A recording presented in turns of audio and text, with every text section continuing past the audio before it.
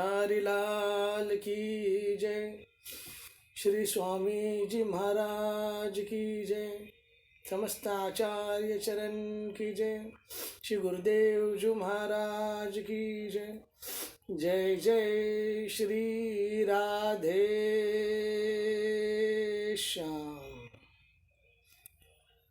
प्रथम लड़ाऊ श्री गुरु, वंदन करी श्री हरिदास।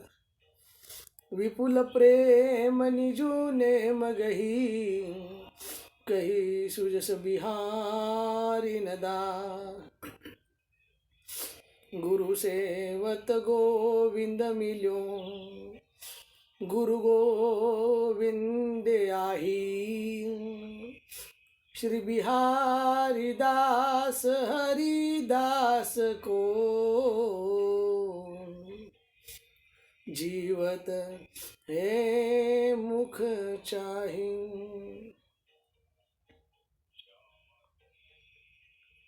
नमः कुंज बिहारिने, नमः कुंज बिहारिने, नमः श्री हरिदासाय भक्ति मार्ग प्रभालवे।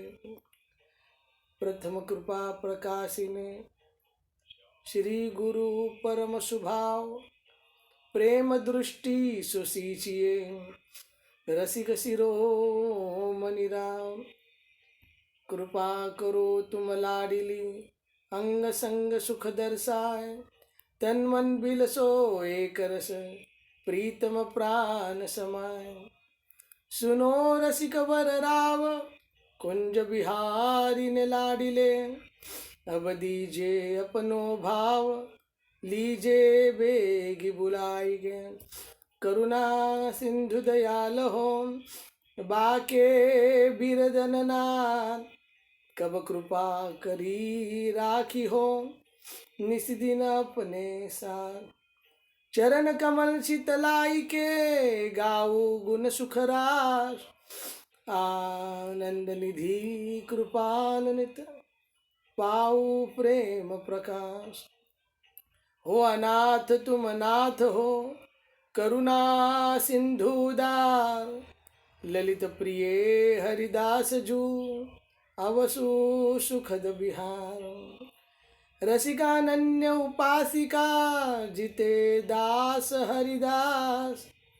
तिन तिन कीने चरण रजन, सिर धरे बिहारी दास।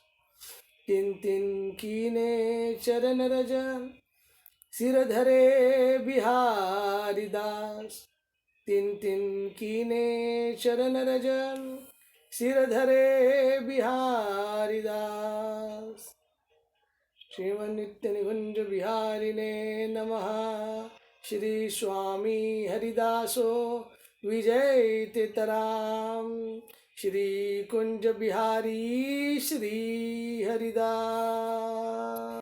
श्री हरिदास श्री हरिदास श्री हरिदास। तो सभी का स्वागत है आज के सायंकालीन सत्संग में। तो जहाँ पे हम पिछले 3 दिनों से बात कर रहे हैं श्रीपाद दत्तात्रेय द्वारा बनाए गए 24 गुरुओं की, तो कल तक हमने 18 गुरुओं के बारे में बात कर चुके हैं। आज हम उसके आगे चर्चा करेंगे गुरु क्रमांक 19 से। तो श्री दत्तात्रेय जी महाराज के जो 19वें गुरु थे,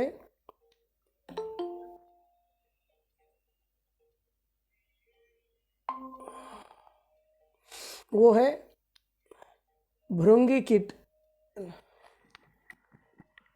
भृंगी का जो कीड़ा रहता है वो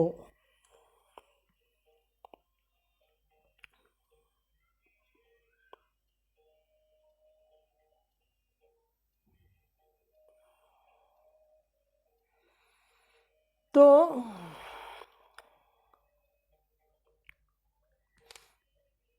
एक भृंगी नाम का कीड़ा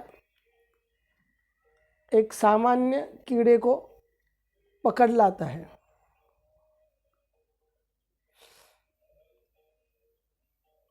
और उसको अपने घर में बंद रखता है,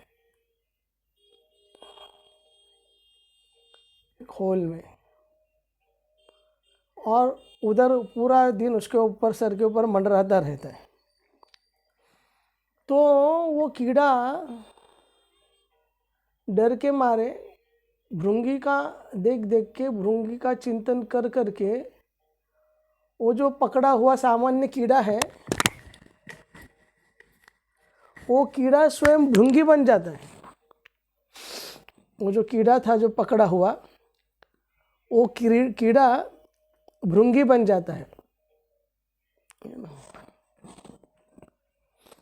ये है उस भृंगी और कीट की चीज। तो कीट जो है वो भृंगी के ऊपर ध्यान करता है और वह उसी के समान बन जाता है।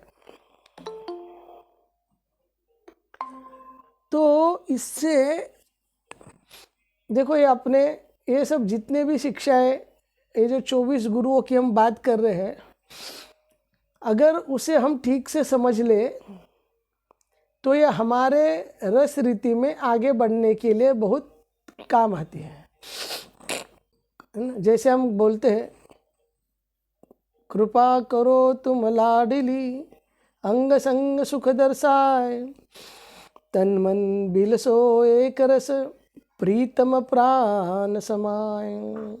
वैसे ही अगर हम प्रभु के स्वरूप पे जब ध्यान करते हैं, ध्यान यानी कि उसे कहते हैं मंत्रार्थ चिंतन। जब हम भगवान का नाम लेते हैं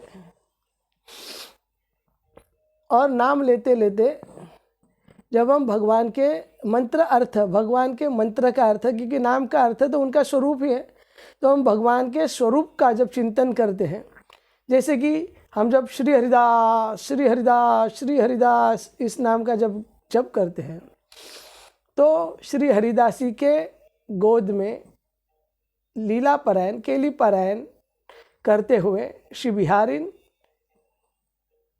बिहारी और स्वयं श्री हरिदासी दिव्य वृंदावन धाम में, और ये सब लीला, तो जैसे हम श्री हरिदास कहते हैं, तो इस लीला का चिंतन या उनके स्वरूप का चिंतन, वो स्वरूप चिंतन करते करते अगर हम इनका ध्यान करेंगे या नाम करेंगे, तो बहुत जल्द वो हृदय की जलन मिट के एक असीम शांति को, अनंत शांति को या एक अनंत आनंद को वो जीव प्राप्त हो जाता है। इसीलिए पहले कहा जाता है कि पहले एक जीव को निरंतर नाम स्मरण का अभ्यास होना चाहिए। अगर अभ्यास ही निरंतर ना हो तो कैसे उनका निरंतर चिंतन भी करेगा। तो जब नाम स्मरण करते करते नाम जब मन के सारे कल्मश को खा जाता है, तब एक समाधि अवस्था, एक ध्यान लगता है या एक समाधि अवस्था प्राप्त हो जाती है, उसमें उसके इष्ट का चिंतन सहजता से होने लगता है। तो ये जो भृंगी है, जो कीड़ा है, जो अब भृंगी कीड़े का ध्यान कर रहा है, तो ध्यान करते करते करते करते वो कीड़ा स्वयं भृंगी हो जाता है, स्वयं भृंगी। उसी तरह जब साधक अपने इष्ट का ध्यान करते करते, या हम प्रभु का ध्यान करते करते, या हम प्रभु के ऊपर ध्यान लगाए, तब उसकी परिणति जान ही तुम्ही हो जाई, तब हम प्रभुमय बन जाते हैं। ये है ईश्वर चिंतन सहित नाम भजन की महिमा। हम अपने स्वरूप को पहचान लेते हैं, क्योंकि जब हम उनके ध्यान के साथ चिंतन करते हैं, तो साक्षात भगवान उधर रहते हैं, क्योंकि एकमात्र भगवान ही सत्य है। तो ये थे उनके 19वें गुरु। 20वें गुरु है पतिंगा।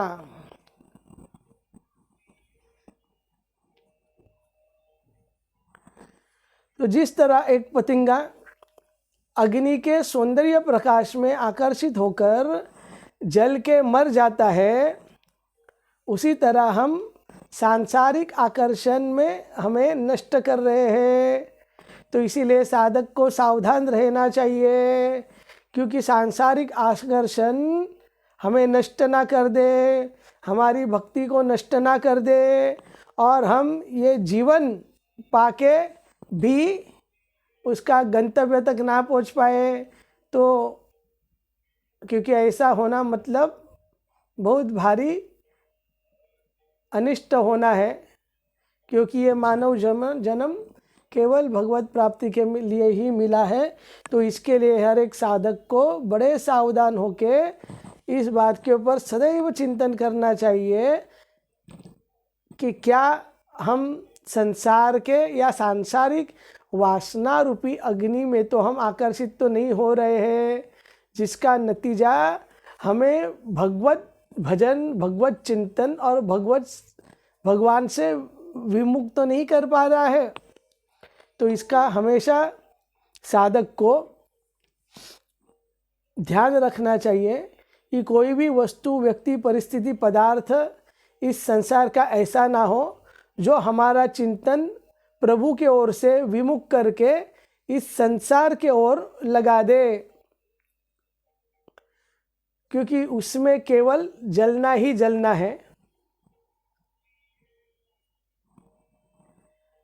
इसीलिए हर एक जीव को इस बात से सावधान रहना चाहिए, हर एक साधक को इस बात से सावधान रहना चाहिए, जो कि पतिंगा हमें सिखाते हैं। बाद में 21वां गुरु है शरीर। स्वयं का जो शरीर है,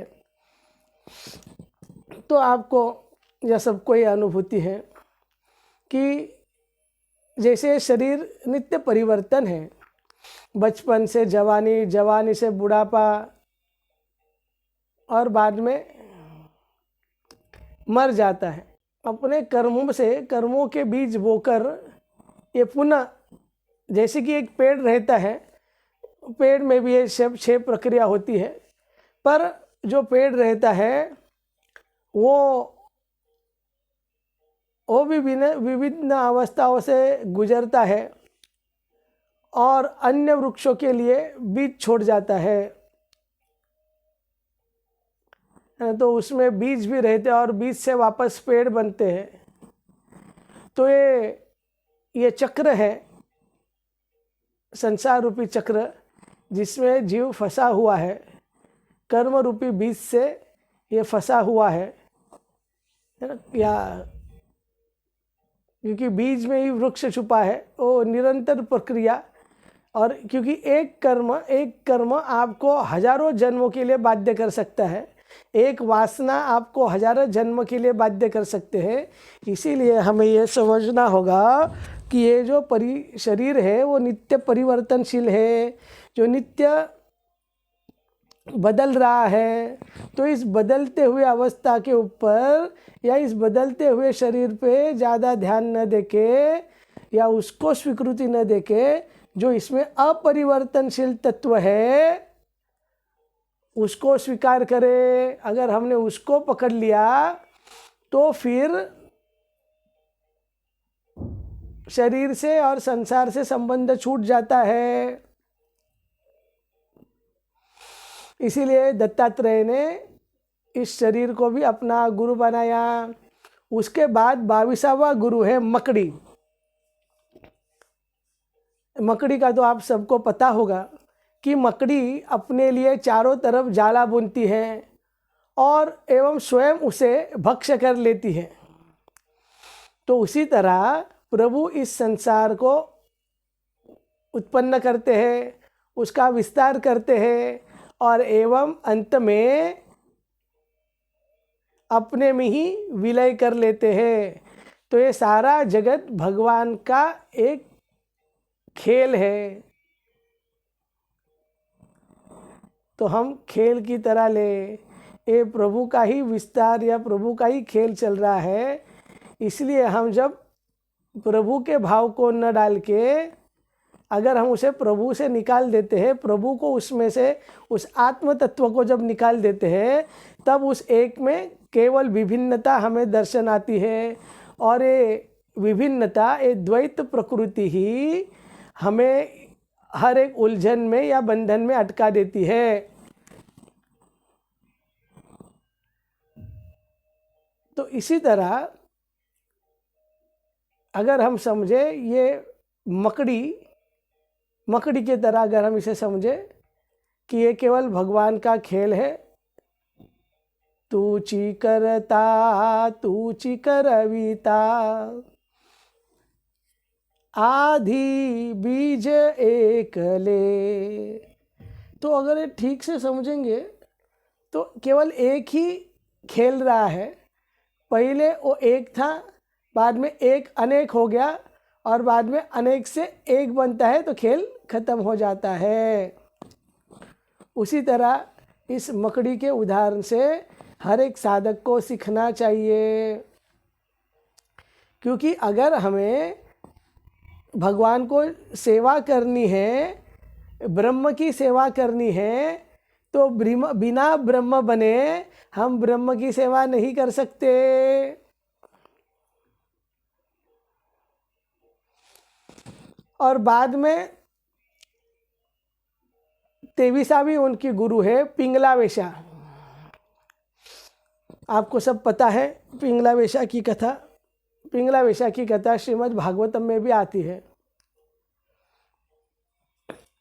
तो पिंगला वेशा एक बहुत सुंदर वेशा, लेकिन अब उसकी धीरे धीरे उम्र होती जा रही है और रोज़ की तरह सज धज के अपने दरवाजे पे खड़ी है, किसी ग्राहक को अपने ओर आकर्षित करने के लिए, क्योंकि वही उसका भरण पोषण का आदि धंधा है। तो आज कोई ग्राहक उसके पास आ नहीं रहे, उसके पास देख नहीं रहे, और वो अंदर से अंदर तिलमिला उठी, क्योंकि वो सच संवर कर लालच भरी दृष्टि से अपने ग्राहकों की प्रतीक्षा कर रही है, और ग्राहकों के आने और न आने के मध्य को की घड़िया में उसका चित्त ऊपर नीचे बेचैन हो रहा है। ग्राहकों के आने की आशा में वह घड़ी के पेंडुलम की भांति झूलती रहती है, कभी अंदर जा रही है, कभी बाहर जा रही है, कभी अंदर जा रही है, उसको सोच नहीं रहा है ना, बोलते ना हमारा दिमाग काम नहीं कर रहा था, उसको एक अलग नैराश्य की ओर वो जा रही थी। और इस तरह का अनुभव उसे उसके चित्त को अशांत कर दे रहा था।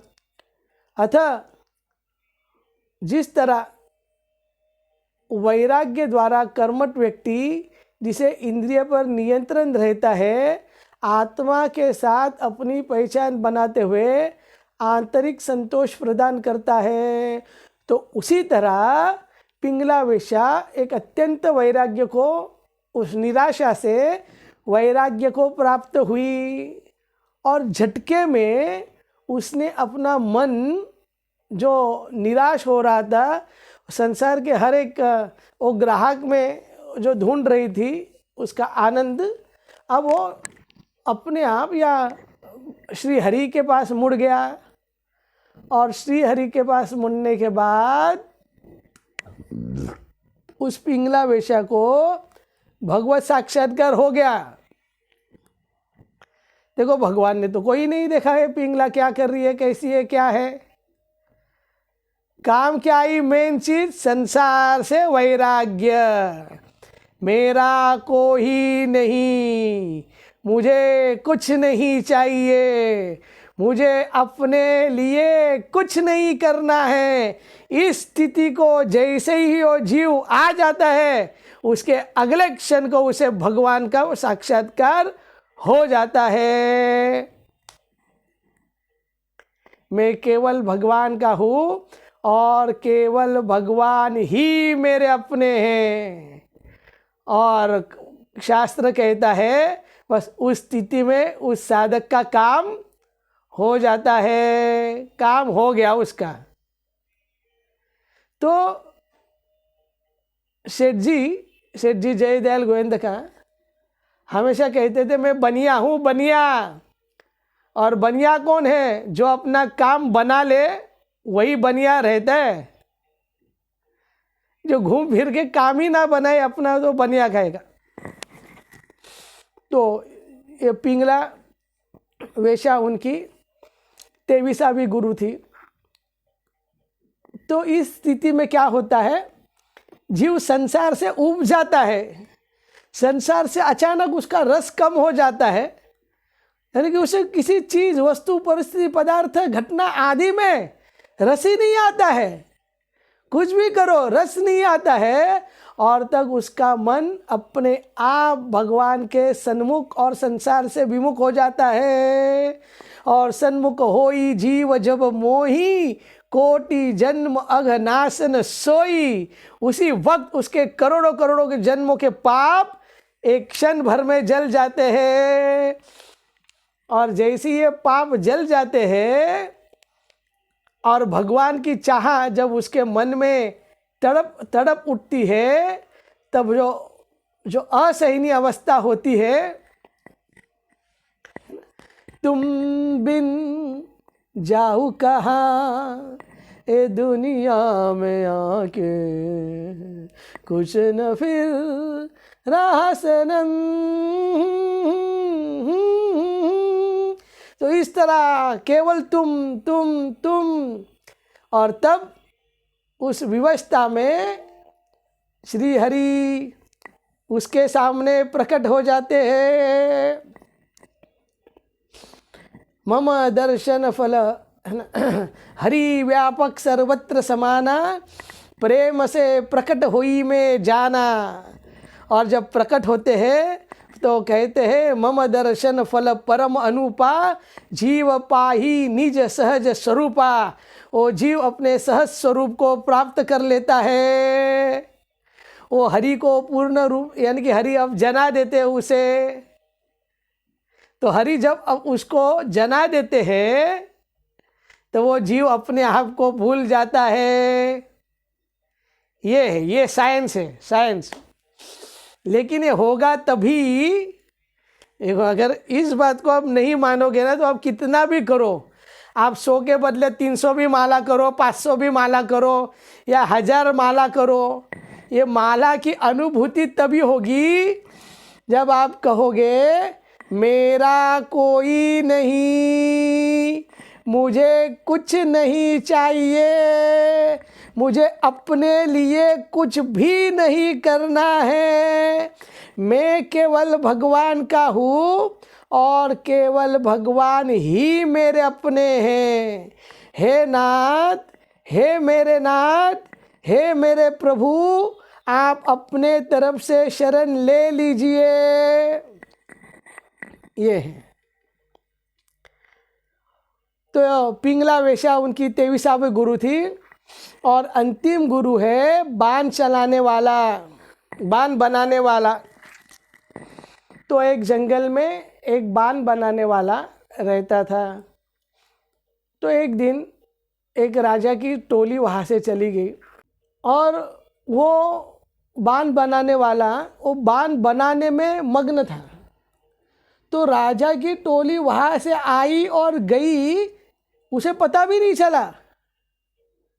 और राजा ने देखा अरे मैं आया, उसको नो रिस्पेक्ट।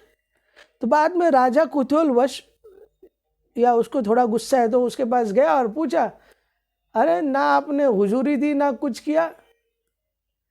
तो बोला आप कब गए यहाँ से? तो कब गया मतलब अभी तो इतना बैंड बाजा पूरा हाथी और सबके साथ में यहाँ से चला गया और तूने देखा तक नहीं। बोलता है मुझे पता ही नहीं चला। क्यों? अरे मैं तो बाण बना रहा था। देखो, तो उस बाण बनाने वालों को पता ही नहीं चला, क्योंकि उस बाण बनाने वाले का ध्यान केवल उस बाण पर था। बाहर के किसी भी प्रकार के कोलाहल का उसे अनुभव भी नहीं हो पाया।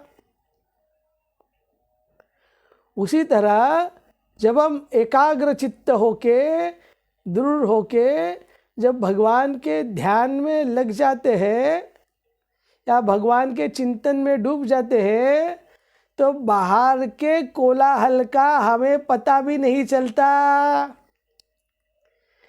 कितनी भी कोई भी स्थिति हो, हमें उसका पता ही नहीं चलता है ना। कि ये स्थिति का हमें पता ही कि बाहर क्या हो रहा है हमें पता ही नहीं। इसीलिए हम गाते हैं, यानी कि अपने इसमें मगन है, मगन है ना, मगन भई, मगन होना, मगन अपने आप की सुध न रहना, है ना। मोए सुध बुध ना है रही तन मन की, ये है मगन होना। तो इस तरह अपने, यानी कि आप जो करो उसे ऐसा करो कि बस आपके और प्रभु के बस वो एक ही चीज़ है, उससे अब अभी प्रभु की प्राप्ति होने वाले है। खाओ तो ऐसे खाओ बस अब ये प्रसाद से ही मुझे भगवान की प्राप्ति होने वाली है। तो देखो उसमें ना संग्रह की इच्छा होगी, ना भोग की इच्छा होगी, ना कोई और लालसा होगी, ना कोई लोभ होगा, क्योंकि वो खाना भी आपका साधन बन जाएगा। अगर आप कोई लेक्चर सुन रहे हैं तो अब ऐसे सुनो कि भगवान ही अनंत असीम कृपा करके वही मुझे सुना रहे हैं। बस जब करो तो ऐसा करो, बस भगवान वहाँ पे बैठे हैं और बोल रहे, प्यारे तेरा जब इतना सुंदर है मुझे बहुत अच्छा लगता है, जरा तनिक जरा और अच्छे से नाम लेके बता तू कैसा नाम लेता है। ऐसा हर एक क्रिया ऐसे करो कि उसमें डूब जाओ और देखो आनंद। अरे दुख में भी ऐसा रहो कि प्यारे यो दुख बन के आया है, अब देखो आपको हर चीज़ में ऐसा प्रचंड आनंद होगा कि आप स्वयं अचंभित हो जाएंगे कि ऐसे कैसे हो गया। क्योंकि आपने जीवन के हर एक पल को, हर एक स्थिति को, हर एक घटना को, हर एक क्रिया को साधना में परिवर्तित कर दिया। वही है, क्योंकि वो छोड़ के कोई है ही नहीं ना। सिया राम मैं सब जग जानी, करहु प्रणाम जोरी जुग पानी, ये है ना। तो इस तरह दत्तात्रेय जी के 24 गुरु है।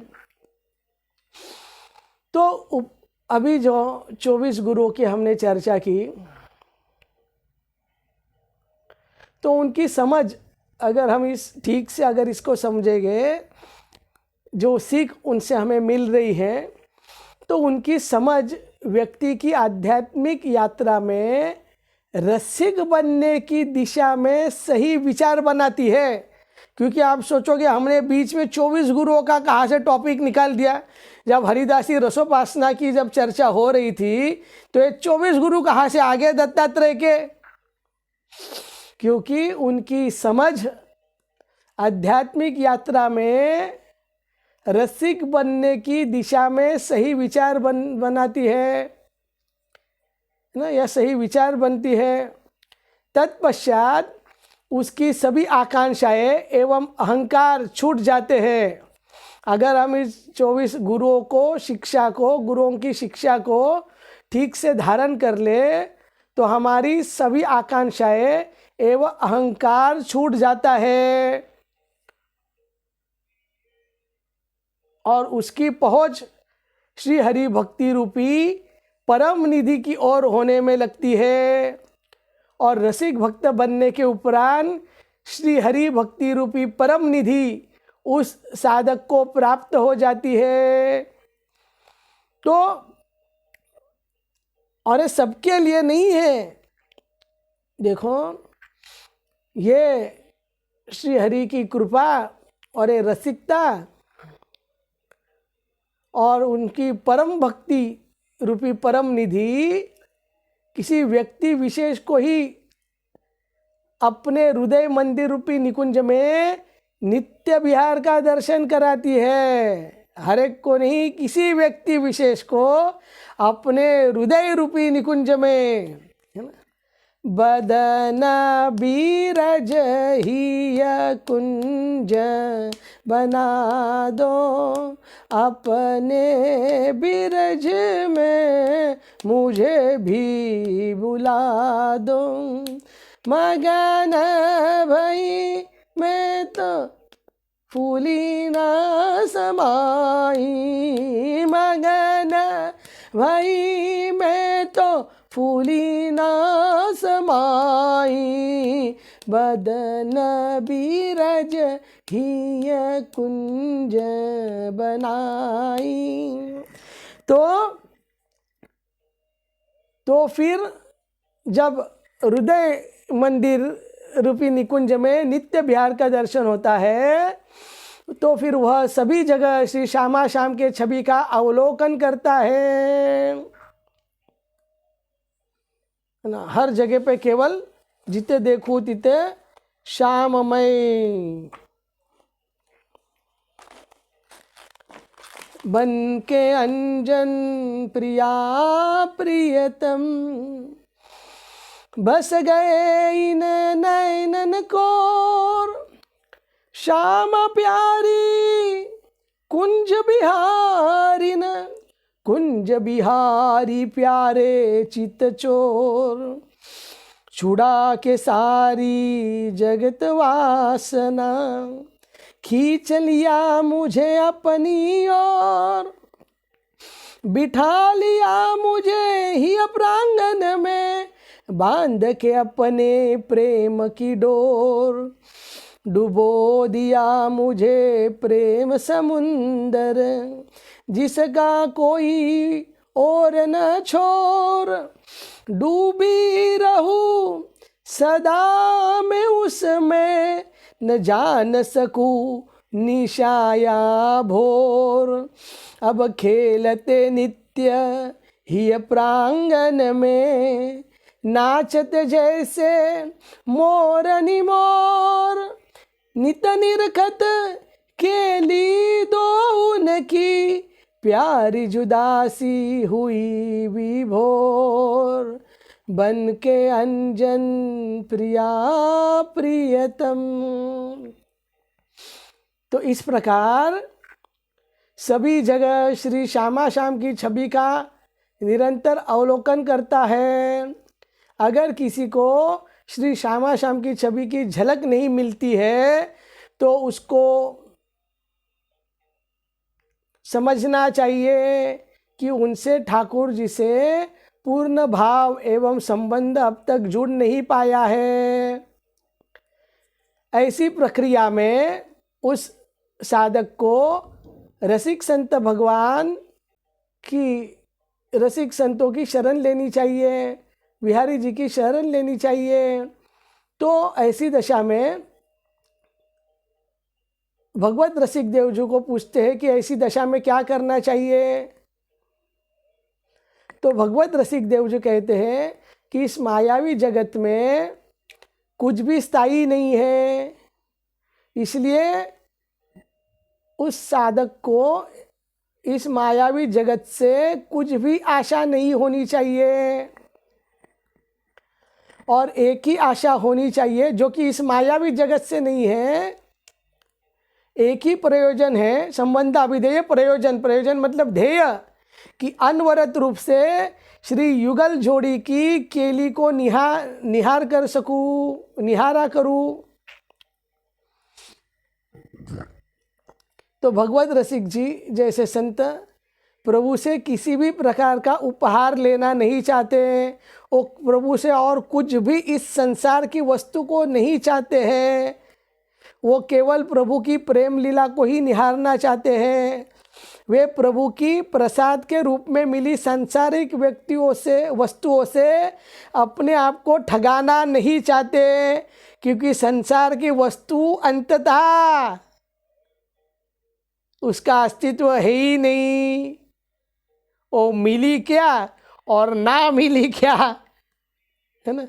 क्या सोचता रे पागल मनुआ, जो बीत गया सो बीत गया, इस झूठे खेल का मोल ही क्या, कोई हार गया कोई जीत गया क्या, सोच तरे पागल मनुआ।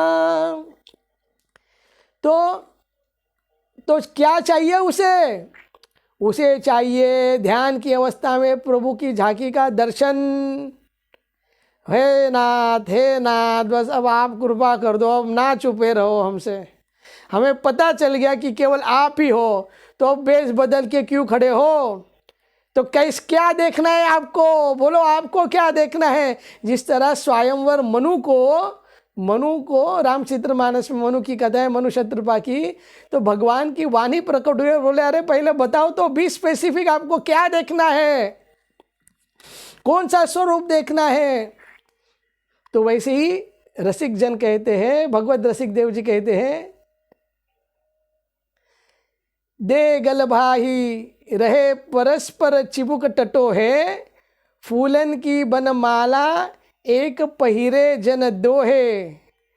ए हो गल भैया दिए हुए, परस्पर के चिबुक टटोरते हुए, और एक ही फूलन की माला दोनों जन पहने हुए, आनंद में केली में निमग्न हुए, ऐसे श्यामा शाम का हमें अनवरत दर्शन होना चाहिए। क्योंकि प्रिया प्रियतम श्यामा कुंज बिहारी ही नित्य आनंद रस है। एक बार ध्यान के माध्यम से हमारे हृदय में पधार गए, तब हमारे हर पल का वे ध्यान रखते हैं। इस प्रकार की अनुभूति संभव है। यह युगल जोड़ी स्वामी श्री हरिदास जी के गोद में केली विलास करना पसंद करती है। अगर आपने हृदय में श्री हरिदास नाम के माध्यम से श्री स्वामी जी महाराज को अगर बिठा लिया, तो जहाँ पे स्वामी जी है वहाँ पे ये दो युगल उनके गोदी में ही नित्य विहार करते हैं। इसलिए श्री स्वामी जी ललिता जी के सानिध्य से, ललिता सखी के सानिध्य से ये दोनों भी युगल दूर नहीं जाना चाहते, और यह बहुत अद्भुत संबंध है। तो इस प्रकार भक्त जब स्वामी हरिदास जी के कृपा पात्र का या कृपा पात्र बन जाता है स्वामी जी का, तब युगल सरकार रूप रस गहरे समुद्र में या समुद्र की लहरों में भी डूबने नहीं देते, क्योंकि आगे का भी पथ आलोकित रखते हैं। और आगे अब अभी और होय होय होय, क्या दशा होगी हो, बस डूब गया। क्योंकि स्वयं युगल सरकार उस रस समुद्र में डूबे हुए रहते हैं, तो हमें डूबने नहीं देते और बोलते हैं कि हम डूबते हैं, आप हमें सवारा कीजिए। होय होय, क्या स्थिति है। जो साधक सिद्ध बन के उस जगत के स्वामी को, जो प्रेम के रस में डूबा हुआ है, उसको संवारने का, उसको सजाने का सेवा कर रहा है। क्योंकि साधकों को राजयोग, विषय भोग एवं मुक्ति भी सुख प्रदान करने में असमर्थ है। केवल प्रिया प्रियतम हरिदासी सखियों को अपने संग रखते हैं एवं अद्भुत नित्य सुख प्रदान करते हैं, क्योंकि वो एक प्राण एक तन होके एक दूसरे से बिलसे हुए हैं। इसलिए श्री प्रिया प्रियतम की उपासना से सर्वोत्तम भाव मिलते हैं। श्री हरिदासी दृष्टि में प्रिया और लाल अभिन्न हैं, उनका सम्मिलित रूप ही श्री बिहारी जी है, और श्री बिहारी जी ही वे रस स्वरूप हैं। उनसे प्रेम हो गया, फिर और कुछ आकृष्ट नहीं कर सकता, मधुर रस संपर्क में आने लगता है। प्रिया प्रियतम का दर्शन बिहारी जी या बाके बिहारी जी में ही मिला हुआ है, उनके प्रति प्रेम जगना ही भक्ति महाभाव की ओर बढ़ने लगती है और लगाव होना ही मार्ग को सरल करता है। बस उनमें लगाव हो जाए, अच्छे लगने लगे। कितने अच्छे लगते हैं ना ना ना ना ना ना ना ना और तुम। तो इस प्रकार वो जीव भी पागल होके केवल प्रिया प्रियतम के रूप माधुरी को देखता रहता है और उसी पे छका हुआ रहता है ना। इसीलिए स्वामी जी भी केलीमाल के पहले पद में बोलते क्या है, हाँ तो ये सम किशोर जोरी नहीं नहीं, क्योंकि अपने हृदय में अब नहीं अपनी जोरी आएगी ना, तो ये सब किशोर जोरी नहीं प्रकट भई सुख सार और संपूर्ण सुख की राशि, सुख का मूल, आनंद का स्रोत अपने हृदय में प्रकाशित हो जाती है, अपने आँखों के सामने प्रकट हो जाती है। नहीं तो प्रकट भई सुख सार, और एक ऐसी है जन्म कर्म इनके नहीं क्या, अंग अंग की उजराई सुगराई चतुराई सुंदरता, ऐसे तो अलौकिक सुंदरता लेके अपने सामने ये जोड़ी प्रकट हो जाती है और इसके आगे जीव को और कुछ नहीं चाहिए। ये उपासना, उसके प्रति प्रेम जगना ही भक्ति या महाभाव की ओर बढ़ने, ये भक्ति महाभाव की ओर बढ़ने लगती है। लगाव होना ही मार्ग को सरल करता है। बिहारी जी के गुणों का शब्द वर्णन नहीं कर सकता, कोई मीरा बने तभी कुछ कह सके। नाम जप करने से बिहारी जी की ओर एक भी पग बढ़ाने से सैकड़ों उनकी ओर से बढ़ने लगते हैं। प्रातः ध्यान करने से, उनका नाम जपने से, उनके धाम में या उनके धाम का आश्रय लेने से, रूप के दर्शन से, उनकी लीला को देखने से, उनके साधकों संतों रसिकों एवं भक्तों का सत्संग करने से साधक की प्रत्येक सांस में उनकी कृपा मिलने लगती है और उनका जब स्मरण होता है वो स्मरण होना ही दिव्य भजन है। बस याद आ रही है ऐसे ही, क्योंकि याद तो अपनों को अपने की आती है। तो दीक्षा के द्वारा गुरु शिष्य का भार अपने ऊपर लेकर बिहारी जी से संबंध जोड़ देते हैं।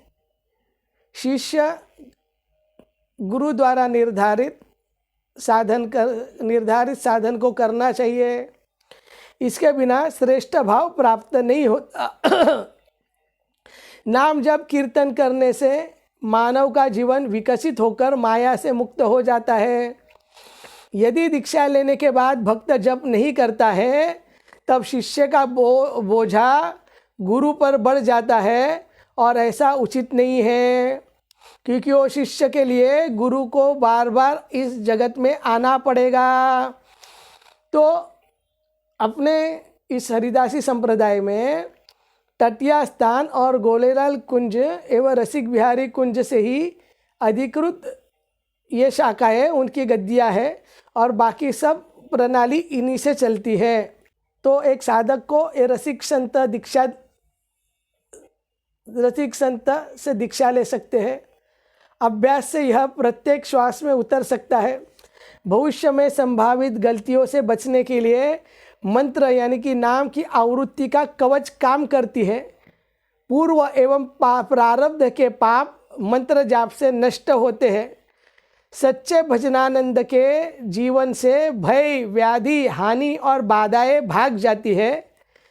इसलिए भगवान कृष्ण ने भी कहा है, भक्ति नमे भक्त्या प्रणश्यति, भक्त कभी नष्ट नहीं होता, किंतु अपने भजन का प्रदर्शन न करना ही उचित है।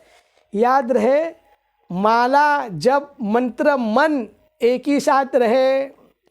माला जप मंत्र और मन एक साथ रहे और वो जो जप हो वो एकदम ज़बरदस्त जप होता है। माला, जप, मंत्र और मन। वैसे तो भजन करने वाले आर्त होकर गजेंद्र, जिज्ञासु अर्जुन कुरुक्षेत्र के मैदान में, ज्ञानी उद्धव और अर्थार्थी ध्रुव अथवा प्रेमी गोपी होते हैं। प्रेमी गोपी ही श्रेष्ठ है, किंतु हरिदासी परंपरा अनुसार गोपियों से भी श्रेष्ठ सखिया है जो रसिकों के आदर्श है। तो इस रसिकों की जो भजन शैली है हरिदासी संतों द्वारा गुरु दीक्षा मंत्र से मिलती है। फलस्वरूप किसी क्षण नहीं रुकने वाला नित्य युगल प्रेम और उनका नित्य विहार सखी रूप में साहचर्य मिलाता है। तो आदर्श शिष्य का उदाहरण अर्जुन है। इस जीव ने धनुष्य बाण रूपी बल बुद्धि त्याग कर पूर्णता समर्पण के साथ गुरु के रूप में श्री कृष्ण के सामने नम्रता से उनकी सब बातें मानकर आगे क्षणों में चलने का प्रण ले लिया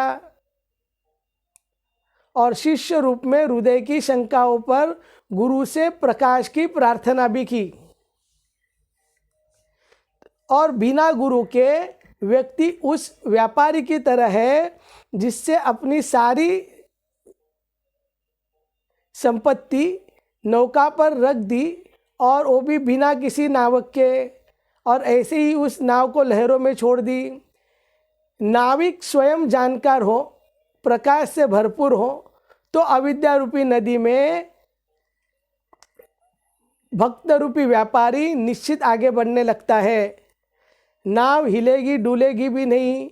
यदि नाविक गुरु की बातें को न माने तो धोखा हो जाता है। इसीलिए रसिकों ने कहा है, जो गुरु त्यो गोविंद, बिनु गुरु गोविंद किन लह्यो, जो मावस्या सिंधितो निगुरा पंथ न पावही। गुरु के बिना कोई भी व्यक्ति इस पंथ को, इस पद के ऊपर या इस पंथ पे नहीं चल सकता है। और हम सबके वास्तविक गुरु तो श्री हरिदास जी है। और श्री हरिदासी परंपरा के संत उन्हीं प्रकाश पुंज के प्रतिनिधि है जिनसे दीक्षा लेकर उन्हें एक साधक दीक्षा गुरु बनाते हैं। अन्य संतों से हमें शिक्षा एवं प्रकाश मिलता है और उन्हें हम शिक्षा गुरु बना के उनसे भी शिक्षा ले सकते हैं। जहाँ से भी हमें ज्ञान मिले, यानी कि जहाँ पे भी सिद्धांतिक ज्ञान हो, वो हमें किसी भी संत से हम ले सकते हैं। और जो उपासना का ज्ञान हो वो इस रस उपासना के संतों से ही हमें लेना चाहिए। तो इस संप्रदाय की प्रमुख विशेष बातें यही है कि प्रत्येक साधक को हर समय ध्यान रहना चाहिए कि ठाकुर बिहारी जी तखत ओटपाट, अर्थात हमारे इष्ट कार्य को ठाकुर जी देख रहे हैं। हमारे सब कार्यों को बिहारी जी हर समय देख रहे हैं। इस बात का सदैव चिंतन कि हम बिहारी जी के दृष्टिक्षेप में हैं। बाद में उपासना में अंतर मन से अपने को सहचरी माने। अंतर मन की बात है, बाहर से बिंदी चोली और क्या वो घाघरा पहनने की ज़रूरत नहीं रहती है। ये अंतर मन से, ये मन की भावना का है। अंतर मन से हम अपने आप को सहचरी मान के इस उपासना में आगे बढ़े। बाद में तीसरा मुद्दा है, अपने आप को तिनका, जो बयार के बस है ना, एक घास फूस उसके हाथ में क्या है, बस हवा उसके उड़ा ले जाती है। उस तरह अपने आप को मानकर तृणादपि सुनिचैन तरोरपि सहिष्णुना मानिन मानदेन कीर्तनीय सदा हरि। अपने आप को तिनका बयार बस मानकर विनम्र होकर, विनम्र भाव से रहकर विरक्ति को है ना, विरक्त बनना चाहिए। और चौथा मुद्दा है प्रकृति के बीच तारतम्य मिटाकर जीव अपनी आत्मा और परमात्मा को पाता है। इस बात को समझ लेना चाहिए कि जब तक हम संसार से अपना संबंध या अपना हक अधिकार जो भी है मान्यता, जब तक संसार से जुड़ी हुई मान्यताओं को हम जब तक नहीं निकालेंगे तब तक हम आत्मा और परमात्मा को नहीं पा सकते। और बाद में पांचवा मुद्दा ध्यान रखना चाहिए, शरीर एवं सांसारिक जीवन कभी भी समाप्त हो सकता है।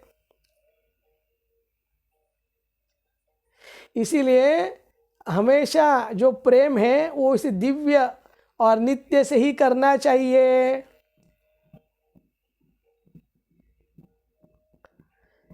ये जो उपासना है वो संगीतमय उपासना है। ये संगीतमय उपासना है। और संगीत कहाँ का हो रहा है, संगीत बज किधर रहा है? ये जो इतने सारे वाद्य आदि सब बंद रहे हैं, ये बज किधर रहा है? ये सागर में उमड़ रही आनंद की बेला, देखो आई पिय मिलन की बेला।